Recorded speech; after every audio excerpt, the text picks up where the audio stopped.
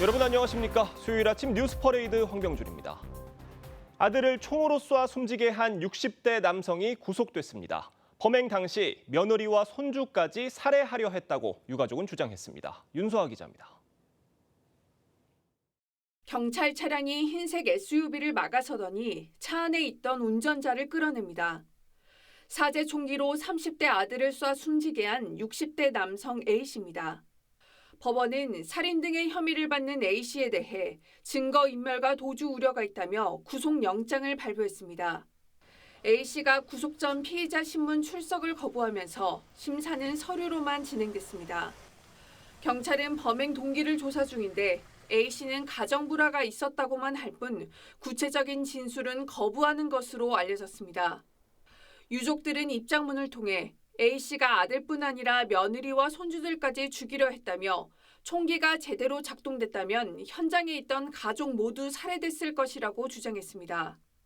일부 전문가는 A씨가 20년 전 이혼한 아내와의 갈등 등으로 계획 범행을 저질렀을 가능성을 제기했습니다. 전처가 가장 아파해야 할 부분을 무엇인가를 미리 마음속에 잘 그려놓고 아들을 표적으로 해서 2차 공격은 사실상 자신의 집에 대한 방화인 것이죠. 유족 측은 가정 불화로 인해 범행을 저질렀다는 A씨 주장엔 근거가 없다면서 범행 현장을 목격한 자녀들의 충격을 우려해 피의자 신상 공개는 반대한다고 밝혔습니다. TV조선 윤서입니다. 강선우 여성가족부 장관 후보자의 갑질 논란이 여전한데도 이재명 대통령은 국회에 내일까지 강 후보자에 대한 인사청문 보고서를 채택해달라고 요청했습니다. 그런데 강 후보자가 국회의원이 되기 전인 교수 시절 무려 5주나 무단 결강했다는 의혹이 추가로 제기됐습니다. 한송원 기자의 단독 보도입니다. 강선우 후보자는 2017년 1학기 성균관대 겸임교수로 비교가족 문화론 수업을 맡았습니다. 하지만 개강 한 달도 안 돼 무단 결강이 5주 동안이나 이어졌다는 게 당시 수강생들 증언입니다. 휴강 통보에 엄청 임박해서 오거나 그냥 일방적으로 교수님이 수업 못하고 휴강이다, 비어있다. 강 후보자 음성 녹음 파일을 틀어놓고 대체 수업이라고 해 학생들이 황당해한 일도 있었다고 했습니다. 강 후보자 무단 결강 이유는 정치 활동 때문이었던 걸로 전해졌습니다. 강 후보자는 강의 개학 뒤 한 학기도 채우지 않고 문재인 대선 캠프에 합류하기 위해 학교를 떠났습니다. 당시 수강생이었던 A씨는 장관 자격이 없다고 생각한다고 지적했고 전개 입문하셨을 때도 사실 한 3, 4주밖에 안 했는데 성균관대 교수를 강의를 그거를 또 이제 한 줄 스펙으로 집어넣어서 사용하시더라고요. 이렇게 무책임하시는데 그런 분이 저는 장관직을 맡는다 저는 그렇지 않다라고 생각합니다. 또 다른 수강생 B씨도 당시에도 책임감 없이 교수직을 내팽개치는 사람이 어떤 정치를 하겠냐고 반응했습니다. 다른 수강생 C씨도 무의미한 수업에 등록금이 아까울 정도였다고 말했습니다. 강의를 관둔 이후 태도에 대한 지적도 나왔습니다. 당시 상황을 아는 학교 측 관계자는 교수 사임 서류를 요구했더니 강 후보자가 바쁘다면서 여의도 당사에 와서 받아가라고 했다고 전했습니다. TV조선은 강 후보자 측의 해당 의혹에 대해 여러 차례 답변을 요구했지만 받지 못했습니다. TV조선 한송원입니다. 국민의힘이 오늘 의원총회를 열어 윤희숙 혁신위원회에서 제시한 개혁안을 논의합니다. 혁신안을 두고 격론이 예상되는데 윤 위원장이 인적 쇄신 대상으로 꼽은 장동혁 의원은 당대표 출마를 선언할 예정입니다. 고승현 기자의 보도입니다. 폭우와 수해로 한 차례 연기된 국민의힘 의원총회. 국민의힘은 오늘 의총을 열고 윤희숙 혁신위원회가 제안한 당의 혁신 방안을 논의합니다. 윤 위원장은 1호 안건으로 윤석열 전 대통령 부부의 전횡과 계엄 탄핵 대응에 대한 사죄문을 당헌 당규에 명시할 것을 제시했습니다. 지난주엔 특정 의원을 콕 집어 거취 표명까지 요구했고 과거와의 단절에 저항하고 당을 탄핵의 바다에 밀어넣고 있는 나경원, 윤상현, 장동혁 의원, 송원석 대표는 스스로 거취를 밝히십시오. 일부 의원이 반발하며 내홍에 빠져들었습니다. 의제도 있었던 얘기니까 그냥 오늘 의총에서도 쇄신안을 놓고 격론이 이어질 전망입니다. 일각에서는 다음 달 22일 전당대회에서 차기 지도부가 꾸려지면 윤희숙 혁신위는 사실상 동력을 잃고 표류할 거란 전망이 나옵니다. 당 대표 선거에는 현재까지 김문수 전 장관과 조경태, 안철수 의원, 그리고 장성민 전 대통령실 미래전략기획관과 양향자 전 의원이 출마 의사를 밝혔습니다. 여기에 혁신 대상으로 지목된 장동혁 의원도 자신을 극으로 몰아가는 꼴을 더 이상 지켜볼 수 없다며 출마의 변을 밝혔는데 오늘 국회 박물관에서 출마 선언을 할 예정입니다. TV조선 고승현입니다. 국회는 오늘 본회의를 열고 여야 비쟁점 법안을 처리할 계획입니다. 민주당은 국민의힘에 추진협의회를 구성해 총 11개 민생공통공약 법안을 처리하자고 제안했습니다. 11개 법안에는 토큰 증권을 법제화하는 내용의 자본시장법과 비대면 진료를 도입하는 의료법 개정안을 비롯해 근로기준법 등이 포함됩니다. 이재명 대통령이 당선 전 받고 있던 5개 재판이 모두 중단됐습니다. 공직선거법 파기환송심과 대장동 사건 재판 등에 이어 쌍방울 대북송금 사건 재판부도 재판 기일을 다시 지정하겠다고 했습니다. 김준석 기자입니다. 이재명 대통령은 지난해 6월 불법 대북송금 의혹 사건으로 재판에 넘겨졌습니다. 경기도지사 시절 이화영 전 부지사와 함께 경기도가 북한 측에 지급해야 할 스마트팜 사업비 500만 달러와 도지사 방북비 등 총 800만 달러를 김성태 전 쌍방울그룹 회장에게 대신 지불하게 했다는 혐의입니다.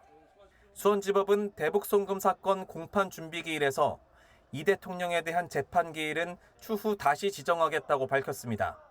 피고인은 현재 대통령으로 재직 중이고 국가 원수로서 국가를 대표하는 직위에 있다면서 헌법이 보장한 직무와 국정 운영의 계속성을 보장하기 위한 것이라고 했습니다.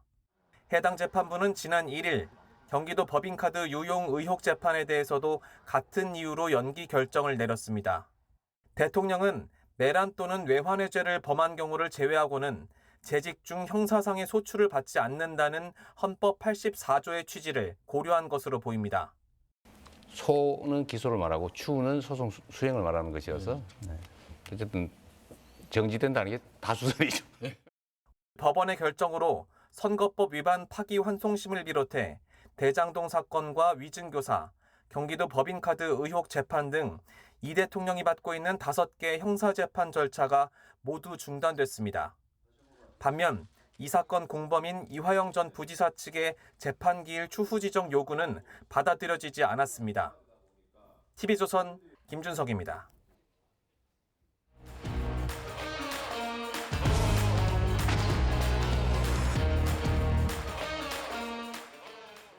정치권 소식 짚어보는 아침의 맞소 시간입니다. 김진욱 더불어민주당 전 대변인, 윤기찬 국민의힘 법률위 부위원장 나오셨습니다. 안녕하세요. 비상계엄 옹호 발언으로 논란을 빚었던 강준욱 대통령실 국민통합비서관이 결국 자진 사퇴했습니다. 관련해서 대통령실 브리핑과 야당 입장 들어보겠습니다.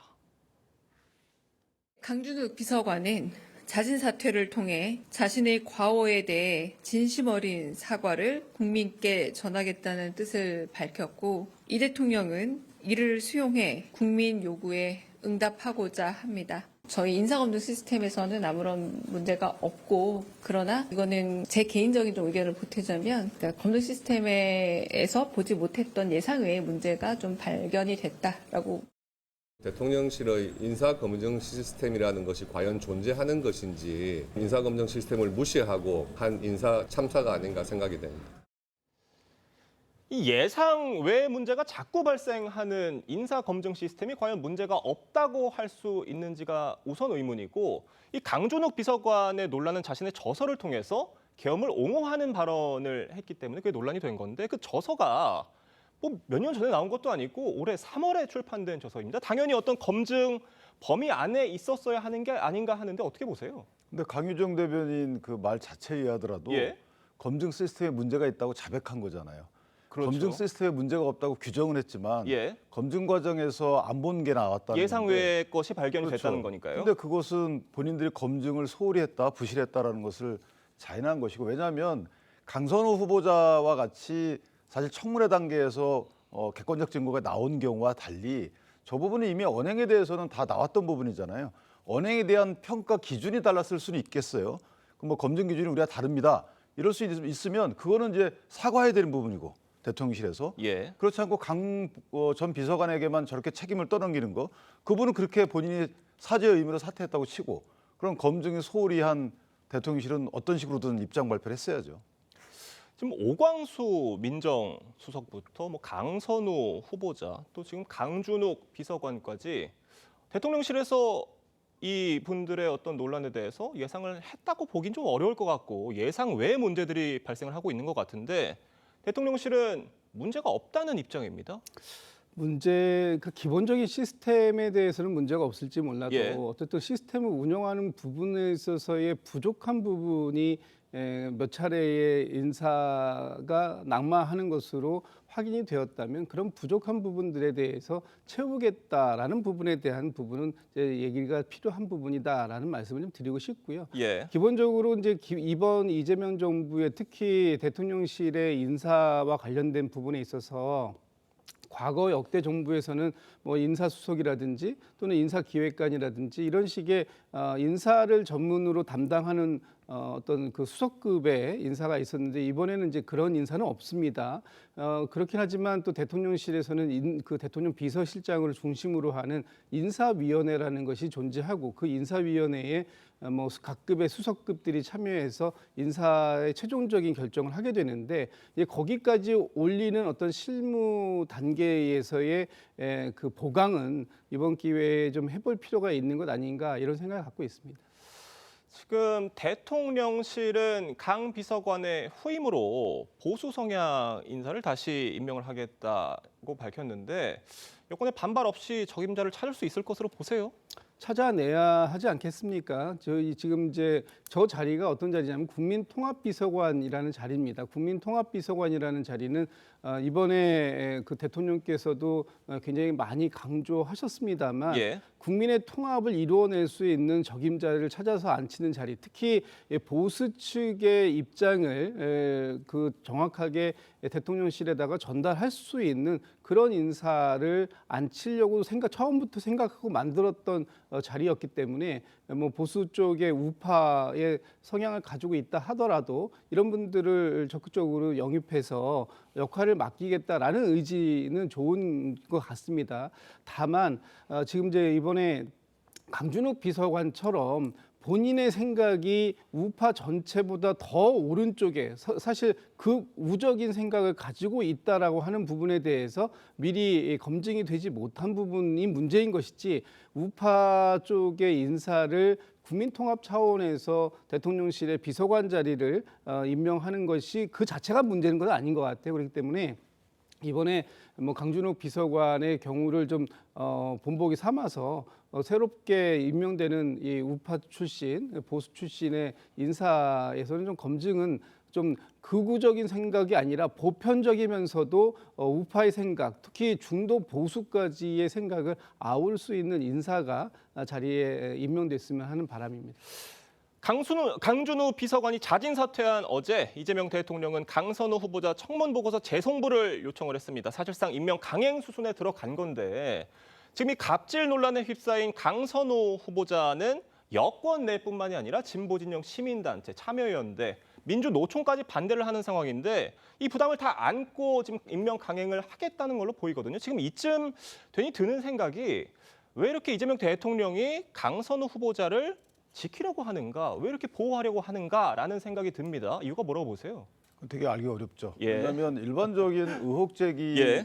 수준에 머무른 것이 아니고 예. 저희가 거듭 지적들을 하지만 청문회에서 국민께 거짓말했잖아요. 그 부분을 어떻게 저렇게 넘어갈 수 있는지 그 부분은 사실 이재명 대통령께서 상당히 정치적 부담으로 안고 할 부분이고 또 하나는 이게 정치적 부담 차원이 아니고 그걸로 인해서 피해를 보는 그 상대방들이 많아요. 보좌진들은 뭐 당장 우리 보좌진 입장에서 보면 그러면 갑질을 용인하는 인사냐 앞으로 어느 정도 갑질을 해도 고위공직자 나가는데 아무런 걸림돌이 없냐 그럼 우리는 누가 대변해 주냐 국회의원은 국회의원이 옹호해주고 대변해주고 그러면 힘없는 보좌진은 누가 대변해 줍니까? 이거는 사실 을지로위원회까지 뒀던 민주당 입장에서도 치명적인 거예요. 예. 그래서 저는 이 부분을 물론 이제 재송부 요청을 하셨지만 조금 더 고민할 필요가 있는 거고 더군다나 아까 제가 강 전 비서관의 경우에는 그 해당 자리가 사실 시민단체를 관리하는 자리잖아요. 그래서 아마 그래서 임명을 한 것 같은데 그래서 보수성향을 계속 임명하겠다는 거거든요. 자, 목적과 업무가 다 좋지만 실제로 그 사람이 갖고 있는 또는 그 사람이 다른 사람한테 주는 이미지 이런 부분도 인사에 분명히 반영을 해야 되는데 좀 너무 많이 삐걱된다 개인적으로 그렇게 생각합니다. 지금 일각에선 강선우 후보자가 무너지면 강선우 후보자만 무너지는 게 아니다. 이 파장이 이어질 수 있다. 이런 의혹도 어떤 추정들도 나오고 있는데 어떻게 보십니까? 근데 그거는 구명운동을 하는 사람들의 논리인 것 같아요. 예. 또는 강선우 후보자가 구명운동을 할 때 제 개인적인 생각입니다만은 여기서 무너지면 나 의정활동도 못하고 의원도 지키기 힘들다. 이런 부분들은 본인들이 구명운동을 할 때 제공하는 명분인 것이고 반대 입장에서 보면 그럼 강선우 후보자가 장관을 임명되면 아까 제가 말씀드렸지만 보호받아야 될 분들 보호 못 받잖아요. 그거에 대한 고민을 하라고 국회의원들을 뽑아준 건데 그럼 본인들의 국회의원들의 원래 업무는 등한시하고 동료애는 지키고 그 동료애도 정도껏 지켜야 되는데 저렇게 공중파를 통해서 거짓말한 장면이 나갔음에도 불구하고 아무 문제가 없다. 상당히 지탄받아야 될 대상이라고 생각합니다. 강선우 후보자를 이렇게 지키는 이유가 뭐라고 보십니까? 글쎄요, 대통령께서 최종적인 판단을 통해서 임명을 하시겠다는 의지를 밝힌 만큼 어떤 취지에서 임명을 하겠다고 하는 것을 얘기하는 건 중요한 건 아닌 것 같고요.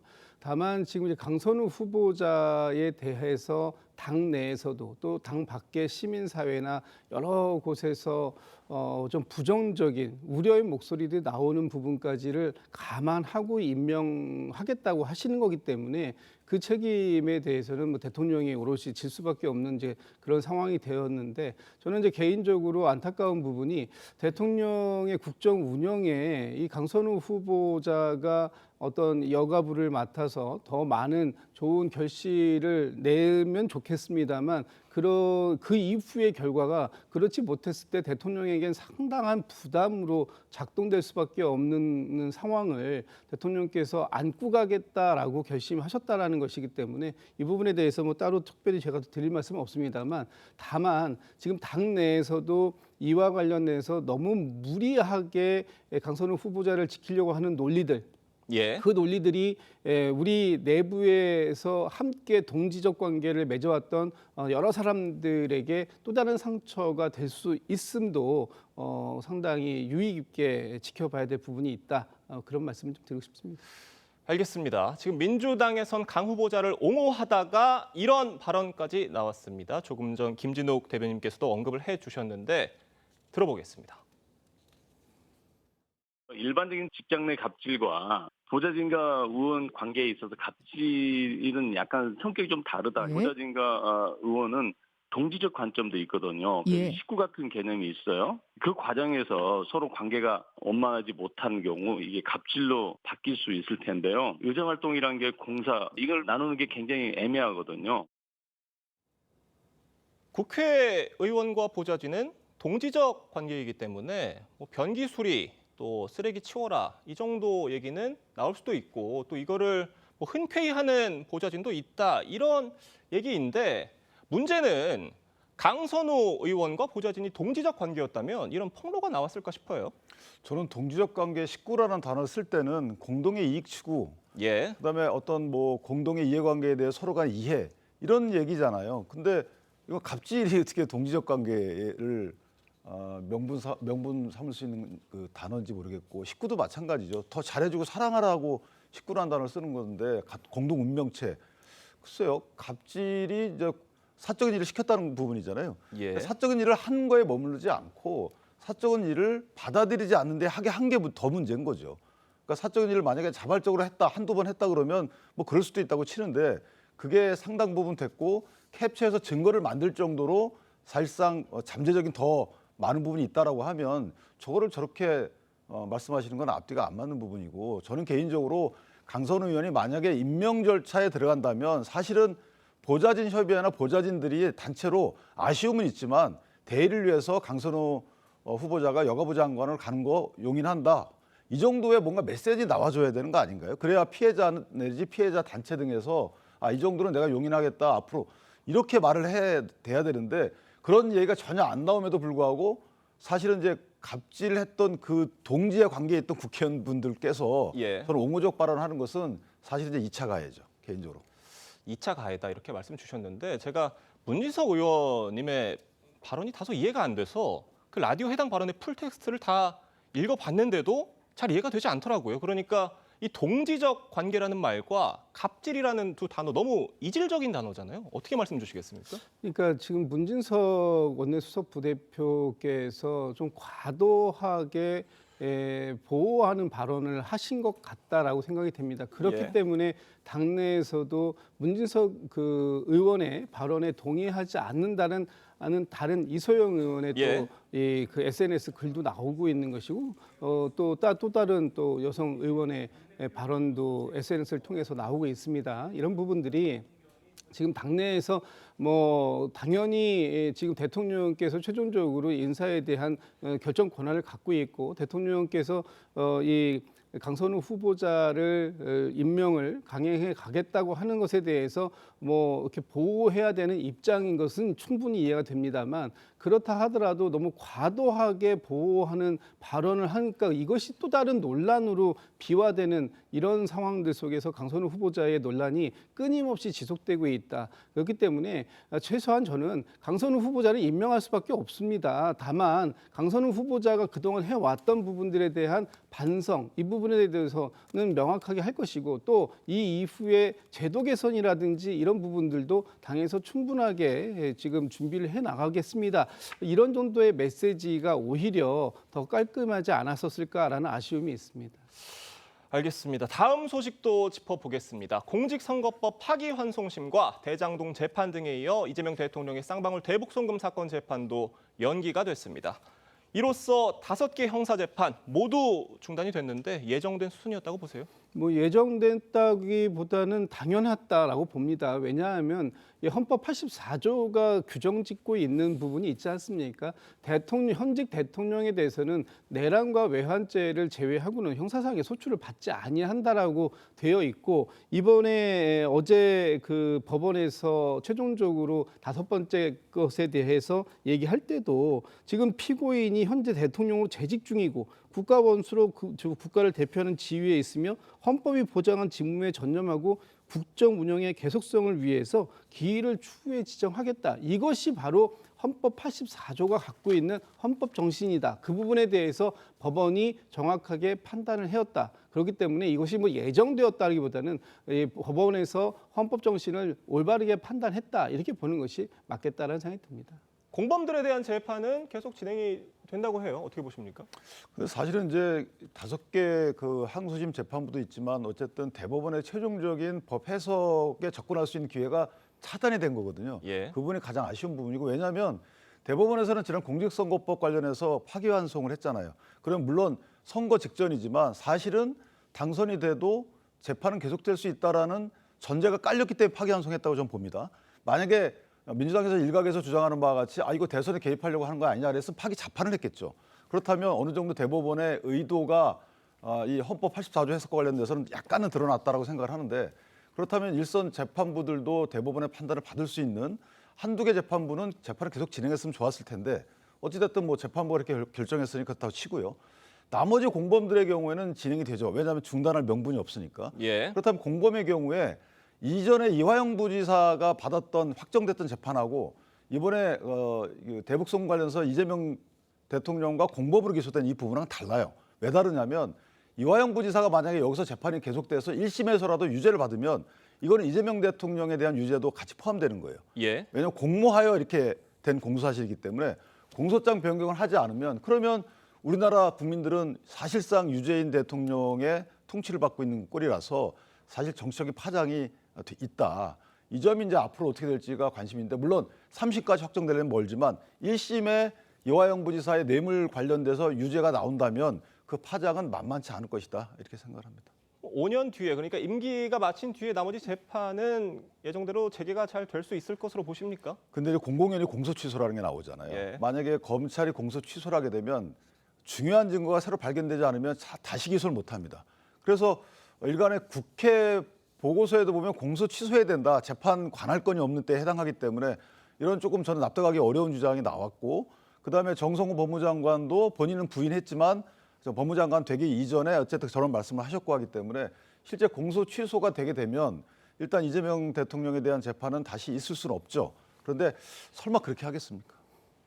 알겠습니다. 지금 이재명 대통령이 연루된 성남FC 불법 후원금 의혹 사건 피고인들도 공소를 취소해달라, 기소를 철회해달라 이렇게 요청을 하고 있어요. 지금 일각에서는, 법조계에선 엉뚱한 요구가 나오고 있다라는 지적도 나오고 있습니다. 글쎄 이게 왜 엉뚱한 요구인지 잘 모르겠습니다. 이 성남 FC 뇌물 사건이라고 얘기하는 이 부분에 대해서는 처음부터 모든 타겟이 이재명 대통령을 기소하는 것을 목적으로 한 정치적인 기소였던 것이고요. 당시에 그 성남 FC에 대해서 기업들이 후원한 부분을 이것이 제3자 뇌물죄라는 명목으로 뒤바뀌어서 마치 무슨 대가성이 있는 것처럼 이렇게 했는데, 이렇게 방식으로 가게 되면은 다른 지방자치단체에서 운영하는 이런 그 어떤 성남 FC와 같은 형태의 그 기업, 여기 이제 이런 부분들에 대해서 기업은 일체의 후원을 할 수가 없는 겁니다. 광고 후원이라든지 이런 부분들에 대해서 당연히 할 수 있는 부분을 마치 당시에 성남 FC의 구단주가 이재명 성남시장이었다라는 것 때문에 제3자를 통한 뇌물죄라는 것이 이렇게 형성이 되어서 기소가 되었는데, 이 부분에 대해서는 명백하게 경찰 단계에서 불송치 결정이 났었던 사안이에요. 그것을 검찰이 다시 재수사하면서 정치적인 기소를 한 부분이기 때문에 이 부분에 대해서 이재명 대통령과 관련되어 있고, 또 그 당시에 이 성남 FC의 뇌물을 받았다고 하는 사람들, 이 사람들에 대해서 지금 똑같은 취급을 하는 것은 말이 안 되기 때문에 공소를 취소해야 된다라는 주장은 상당히 일리가 있는 주장이다, 이렇게 보고 있습니다. 성남 라인 피고인들이 그러니까 정권이 바뀌고 난 뒤에 마치 청구서를 내밀듯 기소 철회를 요구하고 있다, 이런 지적입니다. 어떻게 들으십니까? 그런 부분이 있죠. 그다음에 또 하나는 사실은 이제 본인은 이 중간에 재판이 중단될 만한 사유가 전혀 없어요, 법적으로. 그런데 내가 재판이 계속돼서 확정이 된다면 이재명 대통령한테도 불리하다라는 취지의 사실상의 반협박적으로 저렇게 얘기하고 있는 것인데, 방금 대변인이 말씀했던 거 약간 다른 것이, 성남시장은 인허가 건이 있었고 인허가 수요 기업들이 후원을 한 거기 때문에 사실은 오해의 소지가 있죠. 그래서 기소가 됐고 수사를 통해서, 그럼 만약에 그렇게 문제가 없다 그러면, 또 법리상 문제가 없으면 무죄 받으면 돼요. 저는 사실 대장동 사건이나 대북송금 사건도 마찬가지로 이재명 대통령께서 이거 내가 참여해가지고 반대 신문 등을 해야지만 공범에 대한 유죄 확정을 막을 수 있다라고 하면 재판 재개해달라고 해서 재판 진행을 해야 된다고 봐요. 근데 저렇게 안 하게 되면 불리하다, 나중에 저거 못 받아들이겠다, 그래서 헌법 소원으로 간다, 혹시 이런 계획이라 그러면 사실 국민께서는 좀 불편할 것이다, 이렇게 생각합니다. 알겠습니다. 오늘 두 분 말씀은 여기까지 듣겠습니다. 감사합니다. 폭우가 끝나고 연일 무더위가 지속되는 가운데 오늘도 전국 대부분 지역에 폭염특보가 내려졌습니다. 경북, 경산 등 일부 지역은 최고 기온이 37도까지 오를 것으로 예보됐는데 습도가 높아 체감 온도는 더 치솟을 전망입니다. 취재기자 연결합니다. 노도일 기자, 이 시각 출근길 날씨는 어떻습니까? 네, 지금 광화문 광장은 아침 기온이 26도를 기록하고 있는데요. 습도가 90%에 육박하면서 후텁지근한 상황입니다. 오늘 낮부터는 기온이 33도까지 치솟을 전망입니다. 서울뿐 아니라 전국 곳곳에서도 무더위가 이어지겠습니다. 전국 낮 기온은 30도에서 36도 사이로 예상돼 대부분 지역에 폭염특보가 내려졌습니다. 특히 경북 경산은 37도, 대구 36도까지 수은주가 치솟겠고, 강릉과 수원이 각각 33도에서 32도까지 오를 전망입니다. 현재 고온다습한 북태평양 고기압이 한반도를 뒤덮은 상태로 기상청은 모레까지는 평년보다 높은 기온이 계속되며 낮 기온이 최고 36도에서 37도를 오르내릴 걸로 내다봤습니다. 오후부터는 강원도와 충북 북부, 경북 북동 내륙과 산지에 5에서 30mm의 소나기가 내릴 걸로 예보됐습니다. 더위는 밤에도 이어져 전국 곳곳에서 밤새 기온이 25도 이상을 유지하는 열대야가 나타날 걸로 보입니다. 기상청은 오늘 하루 전국적으로 높은 습도를 보여 체감온도도 33도 내외를 기록할 걸로 예상된다며 영유아와 노약자는 외출을 자제하는 등 온열질환에 각별히 주의하라고 당부했습니다. 광화문 광장에서 TV조선 노도일입니다. 푹푹 찌는 무더위 속 온도가 더 높은 비닐하우스 안에서 주민과 자원봉사자들이 수해 잔해물 정리 작업에 여념이 없습니다. 숨이 턱턱 막히는 가마솥 더위에도 수해 지역에서는 복구 작업이 한창인데요. 체감 온도가 40도에 육박하는 폭염과 싸워가며 구슬땀 흘리는 현장을 김다로 기자가 취재했습니다. 마을 어귀에 산더미처럼 쌓인 수해 쓰레기를 중장비가 들어올려 치웁니다. 이장은 땡볕 아래 동네 곳곳을 돌아다니며 복구와 피해 상황을 점검합니다. 어쩔 수 없이 일을 해야 되는데 이 폭염에 금방 쓰러질 것 같아요. 침수로 여기저기 곰팡이가 쓴 집안. 눅눅해진 가재도구를 말리려 찜통 더위에 보일러까지 틀어놓고 집안을 정리합니다. 물에 잠겼던 하회단지. 얼굴에 연신 흐르는 땀을 소매로 닦아내며 쓰레기를 치우는 손길을 멈추지 않습니다. 바람조끼와 선풍기 한 대로 찜통 더위를 버팁니다. 오늘부터는 진짜 폭염이어가지고 보세요. 10분만 일해도 땀이 완전히 다 옷 젖어 버리는데. 또 다른 비닐하우스. 38도가 훌쩍 넘는 실내에서 죽은 딸기 모종을 걷어내고 있는 자원봉사자들의 등이 흠뻑 젖어 있습니다. 벌겋게 달아오른 얼굴에 차가운 음료수 캔을 갖다 대시키고 냉수를 마셔가며 일을 계속합니다. 폭염에 지칠 대로 지친 농장주는 말하기도 힘들 정도로 어지러워요. 아주. 자원봉사자들의 도움에 힘을 내봅니다. 지금 쓰러지면 도와주러 온 사람들 때문에 못 쓰러져. 충남 당진과 서산, 광주와 전남 등 수해 지역은 낮 최고 34도 안팎까지 오르며 폭염경보가 발효됐습니다. 하지만 하루라도 빨리 일상으로 돌아가려는 이재민들은 복구의 손을 늦추지 않고 있습니다. 이런 가운데 이재명 대통령은 신속한 복구와 지원을 위해 경기 가평과 충남 서산, 예산, 전남 담양과 경남 산청, 합천 등 6개 지역을 우선 특별재난지역으로 선포했습니다. 이들 지역은 복구를 위한 국비가 추가로 지원되고 피해 주민은 세금 납부가 유예되고 공공요금을 감면받게 됩니다. TV조선 김다로입니다.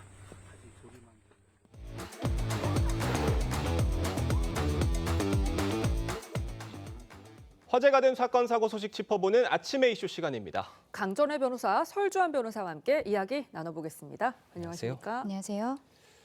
앞서 전해드린 대로 사제 총기로 아들을 살해한 60대 남성이 구속이 됐습니다. 이 남성 구속 심사에도 나오지 않고 범행 동기를 조사하는 경찰에서는 알려고 하지 말라 이렇게 얘기를 하면서 진술을 거부했다고 해요. 맞습니다. 지금 부친이 아들을 살해했기 때문에 예. 이 사건이 처음에 드러났을 때는 가정불화가 아니냐라는 의혹들이 있었습니다만 네. 살인 사건이 일어난 장소가 오히려 아들 가족이 부친의 생일 파티를 열어준 상황이었었단 말이죠. 그리고 이게 또 나중에 알고 보니까 가해자는 도봉구에서 혼자 살고 있었는데 본인의 집에도 그 다음날 낮 12시에 폭발이 되도록 사제 폭탄이 설치가 되어 있었던 것입니다. 근데 여기에 대해서 어제 결과적으로 영장실질 심사가 열렸는데 이 가해자가 영장실질 심사 자체에 출석을 하지 않았고 그리고 범행 동기에 대해서도 알려고 하지 말라라고만 하고 있는 상황입니다. 단순히 가정불화를 넘어선 다른 것이 있는 것이 아닌가라는 부분들이 있는데 경찰에서는 프로파일러를 추가로 투입을 해서 앞으로 좀 더 수사를 하겠다라고 알리고 있습니다. 네, 이런 가운데 어제 유족 측이 입장문을 내고 60대 남성이 며느리와 손주들까지도 살해하려 했다 이런 주장을 했거든요. 구체적으로 어떤 상황이었던 건가요? 네, 당시에 이게 당초에 알려진 바로는 아들만 살해를 한 이후에 도주를 했다라고 처음에 알려졌었습니다. 예. 하지만 어제 유족 측의 어떤 입장문이 공식적으로 발표가 됐었는데 예. 당시 상황에 대해서는 당시에 어떤 피의자가 어떤 그 아들인 피해자뿐만 아니라 손자들, 그다음에 며느리, 그리고 본인의 지인, 거기 현장에 있었던 지인들까지도 어떤 살해를 하려고 했었지만은 총기의 문제로 그걸 이루지 못했다라는 점을 정확하게 밝히고 있고요. 그다음에 범행 동기와 관련해서도 어떤 이혼으로 인한 가정 불화다라는 부분에 대해서는 그 정확한 어떤 동기가 아니다라는 점을 명확하게 밝혔던 부분이 있습니다. 또 유족 측이 이 60대 남성이 가정불화로 범행을 저질렀다라고 한 주장이 전혀 근거가 없다고 했거든요. 왜 그런 건가요? 왜냐하면 가정불화라고 이야기를 하기에는 이혼을 했다는 것 자체를 아들에게 알리지 않았었다라는 것이 최근에 또 드러난 부분들이 있거든요. 20여 년 전에 그 부부가 이혼은 했습니다만 계속적으로 함께 살고 있었고 이 아들 내외가 결혼한 이후에야 실상은 이전에 이미 이혼을 했었다라고 알렸다라고 합니다. 그리고 또 만약에 이혼했다는 사실을 아들에게 알렸다는 것을 이 가해자가 알게 됐을 때 그게 또 후폭풍이 들어왔던 것인지 지금 배우자 같은 경우에는 아빠에게는 이걸 너희들이 알고 있다는 것을 이야기하지 마라. 이런 이야기를 했다라는 것이죠. 그래서 지금 일각에서는 가해자가 이혼 이후에 뭐 어떻게 보면은 모친과 더 친하게 지내고 이런 것들 때문에 어떤 가정불화가 있었던 것이 아니냐라고 이야기를 하고 있지만 가해자 입장에서는 아들 내외가 이혼을 했다는 사실 자체를 모르고 있었던 것이 아닌가 이렇게도 지금 알려지고 있습니다. 일부 전문가들은 60대 남성이 전 부인에 대한 복수심으로 인해 범행을 저질렀다는 분석을 내놓기도 했습니다. 목소리 들어보겠습니다.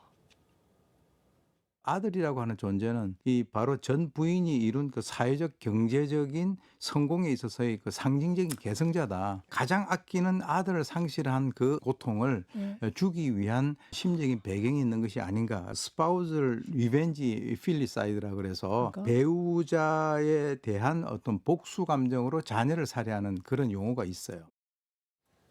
그 전 부인이 유명 프랜차이즈의 대표인 것으로 알려졌는데 그 전 부인에 대한 어떤 열등감, 복수심이 작용을 했다라는 분석이에요. 그렇죠. 왜냐하면은 이 가해자 같은 경우에는 현재 무직입니다만 도봉구에서 70평형의 아파트에서 혼자 살고 있었습니다. 그런데 이 70평형의 아파트도 전 부인의 소유라는 거예요. 그리고 주위 이제 주민들의 이야기에 따르면 집에 대한 공과금이라든지 경제적으로도 전처가 계속 도움을 주고 있었다라는 것이죠. 그런데 알려진 바로는 또 전처가 프랜차이즈를 운영하는 가운데 있어서 아들과 함께하는 것으로 보입니다. 그래서 부인과 아들은 경제적으로 굉장히 넉넉하고 성공한 상황인데 이 가해자 같은 경우에는 무직으로서 지내고 있었기 때문에 어떠한 이러한 서로 간의 좀 상황이 다른 부분 이런 것들에 대한 복수심이라든지 이런 것들이 좀 계기가 되지 않았을까라는 이야기들도 있습니다만 여기에 대해서는 조금 더 조사가 필요해 보입니다. 네, 그런데 이 아들을 살해한 60대 남성한테 존속 살해죄와 달리 가중처벌이 불가능하다고 해요. 어떤 이유인가요? 그러니까 우리나라에는 지금 형법상 비속 살해죄가 없습니다. 그러니까 자신의 자식을 그것도 성인 자식을 살해했을 때는 어떤 가중처벌 규정이 없습니다. 그래서 이제 이 부분에 대해서는 어떤 가중처벌을 할 수는 없습니다만은 굳이 가중처벌을 하지 않더라도 일반 보통 살인죄 같은 경우에도 사형 무기 또는 5년 이상의 징역입니다. 5년 이상의 징역부터는 무기 또는 사형까지 다 선고를 할 수 있다라는 법정형의 규정이 있기 때문에 저는 이 조사 수사 과정과 재판 과정에서 어떠한 가중 처벌의 사유가 있다고 한다면 양형의 요소에 대입을 해서 충분히 가중 처벌의 효과를 낼 수 있지 않을까 싶습니다.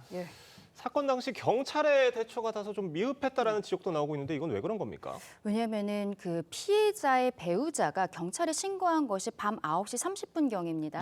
그때 시아버지가 남편을 총으로 쐈다라고 신고를 한 것이죠. 그래서 경찰이 여기에 집으로 들어가는 데는 1시간 10분이 걸렸어요. 그래서 10시 반이 좀 넘어서야 집으로 들어가게 됐기 때문에 이미 피해자는 총상을 입은 상황이었고 이게 병원으로 이송이 되었지만 결국 사망 판정이 나오게 되었습니다. 경찰에서는 왜 이렇게 1시간이 넘는 시간이 걸린 것이냐라는 언론의 질문에 있어서는 혹시라도 총격 사건이 벌어질 수 있기 때문에 경찰 특공대가 이 아파트에 도착할 때까지 기다렸다라고 이야기를 하고 있거든요. 이 부분에 대해서도 좀 구체적인 조사가 필요할 것으로 보입니다. 네, 다음 소식도 짚어보겠습니다. 백경현 구리시장이 이 경기도 일대에 집중호우가 쏟아져 곳곳에 피해가 발생하던 때에 야유회에 참석해 논란이 됐습니다. 이재명 대통령 국무회의에서 이를 겨냥한 듯한 발언을 했는데요. 관련 내용 들어보시죠. 경기 북부 일대에 쏟아진 기록적인 집중호우로 인해서 구리시 왕수천이 범람하는 등 시민 여러분의 불안이 매우 컸던 상황이었습니다. 그러나 이제 송구하게도 저는 같은 날 비상대책회의를 마치고 관내에서 열린 지역단체 야유에 참석하는 신중하지 못한 결정을 하게 되었고 깊은 실망과 분노를 드린 점 진심으로 고개 숙여 사과드립니다. 시민들이 국민들이 죽어가는 그 엄혹한 현장에서 음주 가무를 즐기거나 대책 없이 행동하는 정신 나간 공직자들에 대해서는 아주 엄히 단속하기를 바랍니다. 네, 백 시장이 야유회에 참석했던 바로 그 당시에 구리시 공무원들 비상근무 중이었다고 전해지고 있는데요. 앞서 보신 것처럼 백 시장이 사과는 했는데 논란은 계속되고 있어요. 그러니까 문제는 그런 것 같습니다. 당시에 이러한 폭우 상황이라든지 이런 부분에 대해서 본인이 알고 있었다는 거예요. 예. 특히나 이제 시민들에게 우리가 이제 지방자치단체장의 명의로 어떤 조심하라는 재난 경보 문자가 가거든요. 네. 이제 그 구리시에서도 마찬가지로 백경현 시장 명의로 어떤 재난의 이런 폭우 상황에 대해서 대비를 하고 그다음에 대처를 해야 된다라고 어떤 문자가 갔다는 것인데. 이런 것을 알고 있음에도 불구하고 관내에서 있었던 단체 야유회에 굳이 참석을 했다라는 것이죠. 예. 그런 부분에 있어서 어떤 여진이 계속되는 것 같고요. 좀 이런 부분에 있어서 사과로 끝날 수 있는 문제인가라는 문제는 조금 더 지켜봐야 될 것 같습니다. 네. 물론 시장님들이나 군수님들이 지역에서 지역 행사 많이들 가시는데 참 네. 이 재난 상황에서 가셨고 지금 영상으로 보셨듯이 또 너무 신나게 또 춤을 추신 부분들이 지적이 되고 있는 상황인 것 같습니다. 이런 상황에서 이진숙 방통위원장이 지난 18일에 휴가를 신청을 했는데 대통령실이 반려를 했어요. 이 시국에 휴가를 하면서 반려를 했던 거예요? 그렇죠. 대통령실에서는 이진숙 방통위원장이 휴가를 신청을 했지만 재난 상황이 심각 단계였기 때문에 방송의 컨트롤타워에 있는 방송통신위원회의 위원장이 자리를 비워서는 안 된다라고 이야기를 하고 있습니다. 근데 이 부분에 대해서는 약간 의아해 보이는 것은 이렇게 기관장이 휴가를 신청한 것이 반려됐다라는 것이 언론에 보도되는 것도 좀 놀랐습니다만 휴가를 바로 다음 날 쓰겠다라고 했었던 것은 아니거든요. 18일에 신청을 했지만 25일, 그러니까 일주일 이후에 휴가를 미리 신청한 것인데 여기에 대해서 반려를 한 이유 자체는 이해가 됩니다만 이것이 또 언론에 보도가 되는 것은 지금 어떻게 보면은 대통령실과 그리고 이진숙 위원장 간의 어떤 알력 다툼이라든지 이런 것들이 언론에 계속 보도가 되고 있기 때문에 나온 것이 아닌가라는 생각도 듭니다. 이재명 대통령 입장에서는 본인이 경기도지사를 하던 시절에 쿠팡 물류센터에서 굉장히 큰 불이 났었는데 그때 본인도 황교안 씨와 떡볶이 먹방을 찍었다라는 부분에 있어서 언론에서 굉장히 큰 문매를 맞았던 적이 있었던 것이죠. 예. 그렇기 때문에 지금 상황에 대해서 기관장이라든지 공공기관들의 어떠한 자세 이런 것들을 더 강조하고 있는 것이 아닌가라고도 생각합니다. 네, 이렇게 재난 상황과 관련해 부적절한 처신으로 비판을 받은 일부 공직자들, 과거에도 있었지만 근절이 되지 않고 있는데요. 김민석 총리는 일부 지자체 부적절한 대응과 관련한 복무 점검을 지시했는데 어떻게 해야 이런 부적절한 처신 뿌리 뽑힐 수 있을까요? 이재명 대통령의 말씀대로 어떤 공직 사회에 대해서 신상필벌이 중요하다라는 점이 참 다시 한번 부각되는 사안인데 여러 가지 사례가 있었습니다. 특히나 이제 김영환 충북지사 같은 경우에는 어송 참사 2주기 기간 내에 어떠한 술자리를 가졌다는 부분에 대해서 물의를 빚었고 예. 지난 대선에서 나오셨지만 홍준표 전 시장 같은 경우도 수해 기간은 폭우가 내리는 상황에서도 골프장에 가서 이제 상당히 빈축을 샀던 기억이 납니다. 본인이 네. 분명히 사과는 했지만은 어떤 지자체장 등이 이러한 재해 상황에서 어떤 본인의 개인적인 시간을 갖는 부분에 대해서는 일단은 저는 지자체장 스스로가 이런 부분을 먼저 경각심을 가져야 될 것 같고 또 저는 이런 사과를 하더라도 그 다음부터는 시민과 함께 이러한 부분을 다시 이겨낼 수 있는 방법을 찾을 수 있는 그런 지방자치단체장의 자세가 필요한 건 아닌가 싶습니다. 알겠습니다. 오늘 두 분 말씀은 여기까지 듣겠습니다. 감사합니다. 감사합니다. 팔레스타인 가자 지구에서 구호품을 타러 온 주민들이 이스라엘군 총격에 숨지는 일이 반복되고 있습니다. 최근 2달간 800여 명이 목숨을 잃은 가운데 국제사회는 인도적 지원을 보장하라고 한 목소리로 비판했습니다. 장동욱 기자입니다. 끝도 없이 몰려든 주민들을 향해 총성이 이어지고 최루탄 가스가 퍼져나갑니다.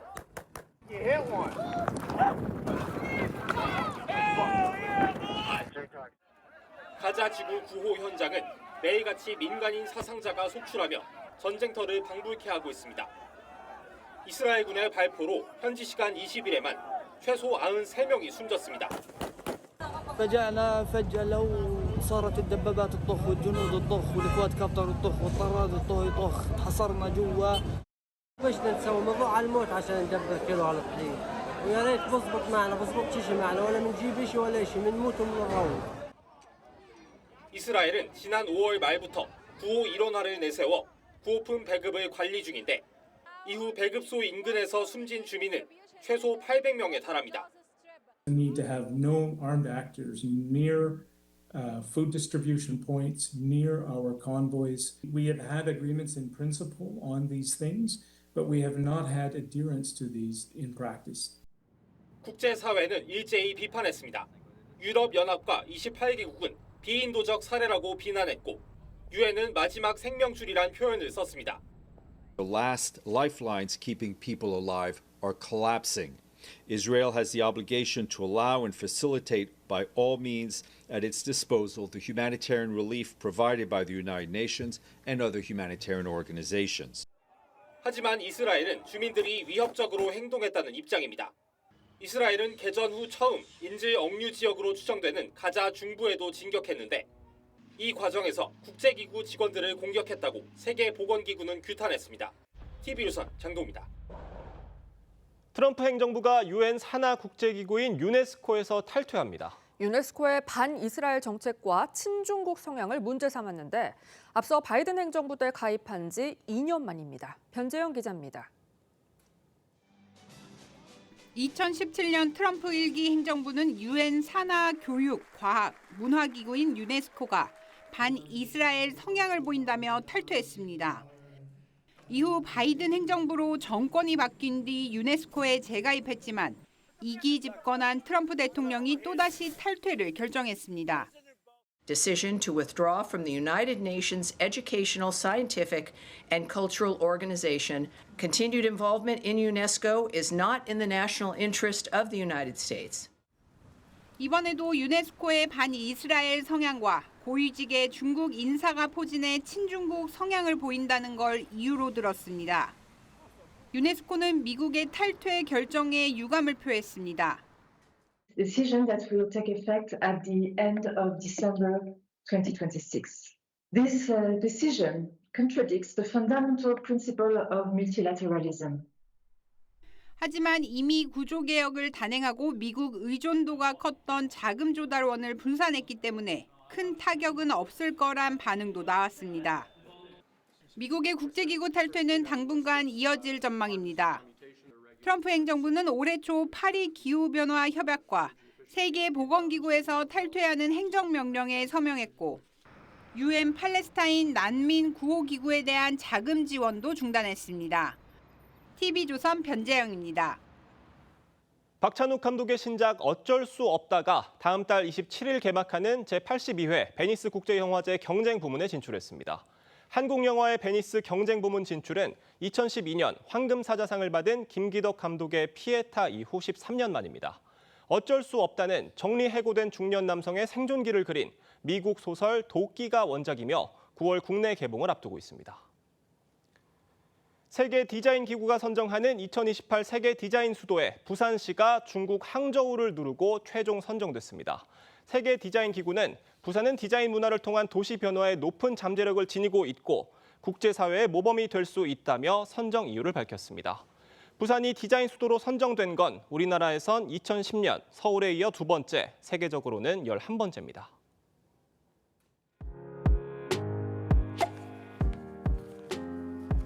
렌즈에 담긴 그 순간 그 의미를 짚어보는 시간이죠. 사진기자가 선택한 아침의 한 장입니다. 오늘은 조선일보 사진부 오종찬 기자와 함께합니다. 안녕하세요. 오늘 아침에 볼 사진은 어떤 건가요? 네, 전남 화순의 한 호수에 폭우로 떠내려온 부유물이 떠 있는 모습입니다. 폭우가 끝나고 다시 폭염이 찾아왔는데요. 근데 집중호우로 인해 떠내려온 쓰레기들이 골칫덩어리가 되고 있습니다. 그 현장을 찾아가 봤습니다. 전남 화순군 사평면에 있는 주암호의 풍경입니다. 집중호우로 떠밀려온 각종 쓰레기들이 거대한 섬처럼 떠 있습니다. 관계자들이 쓰레기들을 모아서 떠내려가지 않게 펜스를 설치해놨는데요. 주암댐관리소는 댐 방류가 끝나고 주말쯤 부유물 제거 작업을 시작할 예정입니다. 이 주암호가 광주 전남 지역의 식수원이라고 하는데 걱정이 크겠군요. 이 수도권의 식수원인 팔당댐 상황 다르지 않다고요? 네, 경기 북부 지역에도 집중호우가 내렸는데 수도권의 식수원인 팔당댐 유역에도 많은 부유물이 쌓이고 있다고 합니다. 경기도 남양주 팔당댐 인근의 모습입니다. 최근 집중호우로 떠내려온 부유물이 수면이 보이지 않을 만큼 뒤덮고 있는데요. 부유물에는 각종 쓰레기들이 섞여 있어서 시간이 지날수록 악취가 점점 심해지고 있다고 합니다. 네, 장마철마다 반복되는 일인 것 같은데 무엇보다 인근 주민들이 고통스럽지 않을까 걱정이 되네요. 지금까지 아침의 한장이었습니다. 전국이 불가마에 갇힌 듯 덥습니다. 일부 지역을 제외한 전국에 폭염특보 발효돼 있고요. 곳곳으로 확대 강화될 전망입니다. 오늘 한낮에 장성 36도, 경산 37도로 곳곳으로 35도를 웃돌겠습니다. 주 후반으로 갈수록 폭염과 열대야는 심해질 텐데요. 금요일과 토요일 서울의 낮 기온은 36도까지 치솟겠습니다. 온열질환 발생하지 않도록 건강관리 잘 해주시기 바랍니다. 오늘도 소나기 예보가 있는데요. 강원과 충북, 경북 일부 지역에는 5에서 30mm의 소나기가 지나겠습니다. 아침까지 서해안과 남해안 중심으로는 안개가 짙겠고요. 낮 동안에는 볕이 무척 강하겠습니다. 자세한 낮 기온 살펴보시면 서울과 춘천 33도, 대전 35도, 대구 36도까지 오르겠습니다. 당분간 더위의 기세는 더 강해지겠고요. 주말에는 제주에 비 소식이 들어있습니다. 오늘의 날씨 박선민입니다. 이상으로 수요일 뉴스 퍼레이드 마칩니다. 저희는 내일 아침 7시 30분에 찾아뵙겠습니다. 함께해 주신 여러분 고맙습니다.